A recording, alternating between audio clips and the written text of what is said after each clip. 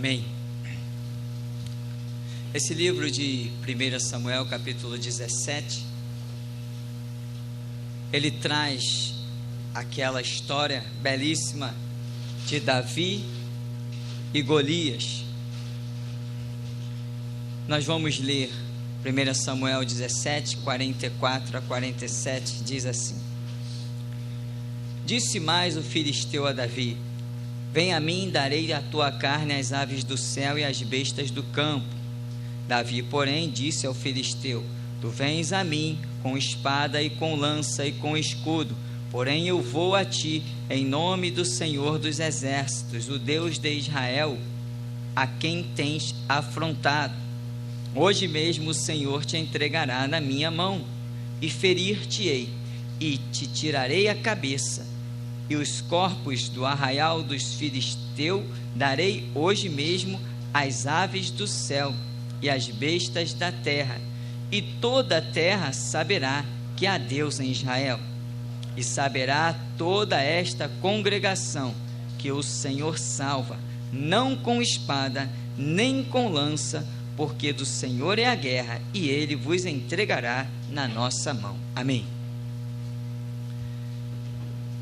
Irmãos, um episódio muito conhecido já de todos nós, um episódio bem comentado ao longo da história do Evangelho. Tem algumas histórias que são quase que diariamente lembradas, são musicadas, etc, etc, mencionadas de tudo que é maneira. Mas nós vemos aqui o expor da vida de Davi, que não era um guerreiro, como examinando o texto vamos ver que é mencionado a respeito dele, é até dito: tu não podes guerrear contra este gigante. Ele é guerreiro desde a mocidade. Você é apenas um jovem, está nascendo agora, está despontando para a vida agora, está despertando agora. Você não pode guerrear contra ele, não tem a mínima chance. Aí tentam vesti-lo de uma armadura, ele rejeita. Tentam usar 1000 argumentos. Enquanto Davi está se caminhando para a frente da batalha, os exércitos de Israel estão traçando estratégias para surpreender os filisteus, porque não estavam de maneira alguma acreditando que aquele gigante fosse cair pelas mãos de Davi. Eles acreditavam em qualquer coisa, menos que Davi realmente abatesse aquele gigante. Mas o que nós vemos aqui é uma situação que, para que Deus fosse glorificado naquilo, só existia um caminho: era alguém expor a sua própria vida na questão. Enquanto alguém não se levantasse para expor a sua vida ali, o nome de Deus continuaria sendo escarnecido daquele gigante e de todo o seu povo. Continuaria. Nós vemos que Davi, ele se levanta com aquela força toda e diz: E saberá toda esta congregação que o Senhor salva, não com espada, não com lança, porque do Senhor a guerra, Ele que vos entregará na nossa mão. E diz: hoje mesmo o Senhor entregará na minha mão, ferir-te-ei, tirarei a tua cabeça. E ele vai dizendo, ele diz: toda a terra saberá que há Deus em Israel. Mas para que isso acontecesse, esse desejo que estava no coração de Davi, de glorificar o nome de Deus em toda a terra, foi preciso que ele expusesse a sua vida numa batalha que ninguém acreditava que ele fosse sair vencedor. Mas a confiança dele é clara do princípio ao fim. O Senhor me livrou da mão do leão, o Senhor me livrou das garras do urso, o Senhor te entregará nas minhas mãos, toda a terra saberá que haverá Deus. Ele vai mencionando que a vida dele tem de Deus, e ele vai demonstrando uma fé inabalável, e quando tentam impedi-lo de ir à peleja, ele: não, eu vou, mas tu vai morrer, não importa, eu vou. Leve essa armadura, não, nem posso andar com isso aí, eu vou. Como você vai? Vou do jeito que eu estou, eu vou na minha fé. E lá foi Davi. E queridos, essa realidade, hoje, o mundo fala nesse episódio, marcou a história do povo de Deus na terra. Daqui para frente, Davi, que antes era aquele esquecidinho, era o caçula, era o mais desprezado na sua família, os serviços mais inúteis eram dados a ele. Quando Samuel foi lá buscar um rei na casa de Jessé, o próprio pai nem lembrou dele, fez passar todos os filhos. Depois Samuel falou: Deus não escolheu nenhum desses, tem que ter mais algum. Aí que o pai caiu na real e disse: tem mais um lá no campo, mas esse não pode ser esse. Chama esse, porque é esse mesmo. O homem era o desprezado, era o mais indigno, era o menor mesmo, mas a atitude deste homem perante Deus, o expor da sua própria vida para que Deus fosse glorificado, o honrou de tal maneira que ele vem, sem a mínima condição, vem assentar-se num trono de rei em Jerusalém, e vem ter o seu reinado, tipificando o reinado do próprio Cristo, e vem fazer uma obra tremenda. E foi um homem que viu coisas gloriosas, até orar e cair fogo do céu. Davi orou e caiu fogo do céu. O que nós estamos vendo? Que quando você expõe a tua fé aos maiores extremos, Deus te honra aos maiores extremos, porque se tem uma coisa que Deus honra, é fé, porque Hebreus 11:6 diz o quê? Se sem fé é impossível agradar a Deus, ora, é regra diretamente proporcional, quanto mais fé, mais eu agrado a Deus. E a Bíblia diz o quê? O meu justo tem que viver o quê? Da fé. E se ele recuar? Se tem uma coisa que Deus honra, é fé. E fé, meu irmão, nunca te faz voltar atrás. Quando você recebe uma direção de Deus, deposita fé nisso, você não volta atrás de jeito nenhum. Se realmente você sabe, está convicto de que houve uma fé dentro de você que é motivada pela revelação da Escritura. E Davi mostra que a fé dele é motivada pela revelação da Escritura. Olha, o Senhor dos exércitos, o Deus dos exércitos de Israel, a quem tu tens afrontado, ele vai te entregar na minha mão. O entendimento dele estava completamente afinado com a realidade dos fatos. Agora, este é um episódio que nestes últimos dias o Senhor nos tem chamado a atenção. O expor a vida para que Deus seja glorificado. E é por isso que a seara será sempre grande e os obreiros serão sempre poucos, porque as pessoas não estão preocupadas em expor a sua vida para que Deus seja glorificado. A verdade é que as pessoas nem conhecem Deus, por isso não expõem a sua vida. As pessoas estão ainda duvidando das coisas de Deus, as pessoas não estão vivendo a palavra, estão vivendo um monte de coisas, o lendário ritual dos objetos ungidos, o lendário ritual do conquistar e não renunciar. Na verdade, Jesus falou que aquele que quiser ganhar a sua vida vai perdê-la, mas aquele que perder a sua vida por amor de mim vai achá-la. Evangelho não é conquista, evangelho é renúncia. Quem renuncia vê a glória de Deus, porque andar com Deus tem que renunciar. Se não renunciar, não vê a glória de Deus. E nós queremos ser não mais uma igreja, nós queremos ser a igreja. Nós não queremos ser mais alguns obreiros, nós queremos ser os obreiros, aqueles com quem Deus conta. E é por isso que Deus nos tem levado a pontos tão preciosos da palavra, a entrelinhas tão gloriosas. Para quê? A quem muito lhe é dado, é verdade? Muito será cobrado, mas glória a Deus, nós temos alcançado muito de Deus. Por isso, nós não voltamos atrás, nós não recuamos. Deixa quem quiser voltar atrás, deixa quem quiser recuar, deixa quem quiser titubear, duvidar, mas de Deus não se duvida. Quem é Deus? Deus é a tua sombra, a tua direita. Quem é Deus? Cada dia que o pão desce à tua mesa, tu está vendo Deus. Cada dia que tu tem os recursos na tua mão, você está vendo Deus. Diante de um Deus tão glorioso, num mundo desse que nós vivemos, em que estamos vendo 1000 cair ao nosso lado, 10.000 à nossa direita, vamos duvidar de Deus? nós servimos a Cristo Jesus, que é a imagem visível de um Deus invisível. Não voltamos atrás, de forma alguma. Nós somos diferentes de todas as outras religiões. Religiões nós conhecemos ao longo da história, nascemos criados em religiões, conhecemos, visitamos centenas de religiões, mas a diferença do que hoje nós conhecemos é gloriosíssimo, é tremendo. Nenhuma religião pode se levantar contra o diabo, porque será abatida, será massacrada, será envergonhada. Nenhuma pessoa de nenhuma outra religião pode nem mencionar demais o nome do diabo, senão ele se manifesta e arrasa com eles. Nós escarnecemos e zombamos do diabo, porque o Deus da Bíblia é o único Senhor.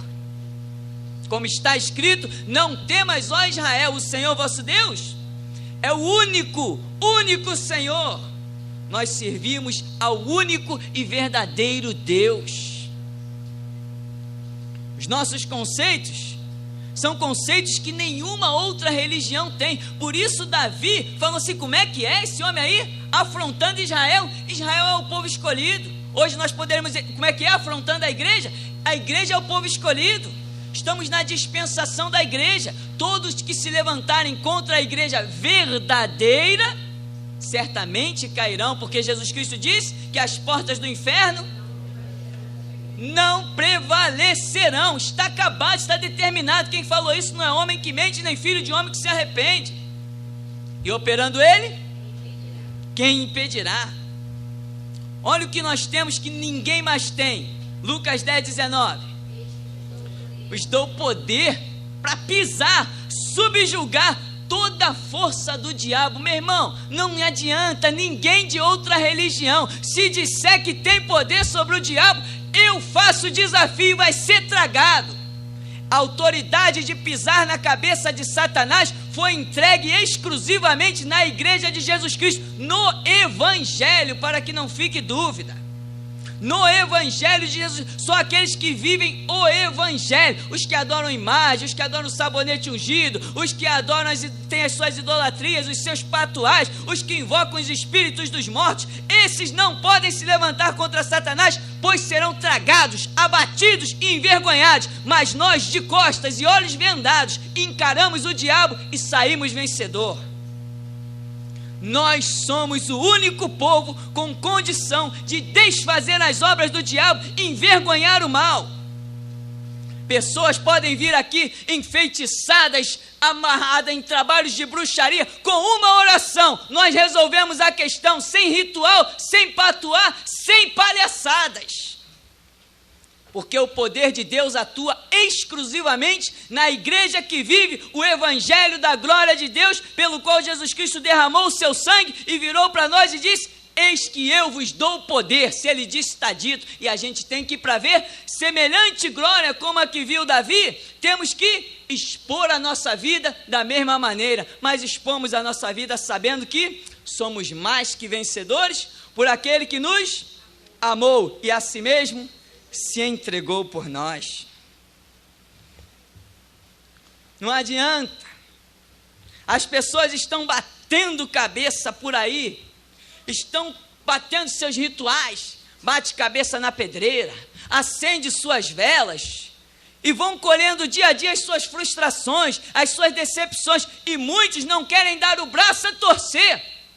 Por isso serão abatidos, por isso o inferno estragará, porque muitos não querem dar o braço a torcer, que o poder de Deus é exclusivo na sua igreja. Outras religiões não têm poder de Deus, tem ritual, tem invocar os mortos, tem misticismo, tem emocional, tem um monte de coisa, mas poder de Deus, somente nas palavras de Cristo Jesus. Outras religiões podem até usar a Bíblia, mas o poder que a Bíblia transmite não está na vida deles, porque eles usam a Bíblia como um livro de leitura, mas não como um livro de regra de fé e prática, como nós a temos. E temos exposto a nossa vida e dito: a Bíblia é a palavra de Deus. E até aqui nos ajudou o Senhor. Olha o que Deus fala no Salmo 120, verso 1. Na minha angústia clamei ao Senhor, e Ele me ouviu. Nenhuma outra religião tem isso. O nosso Deus diz em Jeremias 33:3 o quê? Clama a mim, responder-te-ei. Nenhuma outra religião tem isso. Nenhum outro conceito, nenhuma filosofia. E outra coisa, isso não é só em palavras, não. Porque eu ponho a minha vida à prova e aceito o desafio. Como eu vou falar e o meu Deus vai ouvir, não amanhã, é na hora. Amém? Ele é a nossa sombra, Ele é o onipresente. Olha o Salmo 121. Elevo os meus olhos para os montes, de onde me virá o socorro? O meu socorro vem do Senhor que fez o céu e a terra. Não deixará vacilar o teu pé, aquele que te guarda não tosquenejará. Meu irmão, ninguém tem isso, é o nosso Deus, que é nosso amigo, que é nosso Pai, que é íntimo de nós, que nos dá isso. Por isso, mais uma vez, temos que expor a nossa vida. Duvido que amanhã o diabo possa fazer com que eu não esteja de pé. Não só o diabo, que ele reúna todos os seus exércitos, todo o inferno. Amanhã eu vou estar de pé. Amém? Porque as portas do inferno não prevalecem contra a igreja do Deus vivo. E diz, eis que não tosquenejará nem dormirá o guarda de Israel. O Senhor é quem te guarda, o Senhor é a tua sombra. O sol não te molestará de dia, nem a lua de noite. O Senhor guardará de todo o mal, Ele guardará a tua alma. O Senhor guardará a tua entrada e a tua saída desde agora para sempre. Por isso Provérbios 4,18 diz que a vereda do justo é como a luz da aurora, que vai brilhando mais e mais até ser dia perfeito. Não tem espaço para o diabo, não tem espaço para mandinga, não tem espaço para nada. É glória de Deus. Põe a tua vida à prova e deixa Deus ser Deus. Deus quer contar contigo. Abre a tua boca, diz a Escritura, eu cá encherei. Faz a tua oração que Ele vai responder. Dá o teu passo de fé que Ele vai te honrar. O Senhor é Deus na tua vida.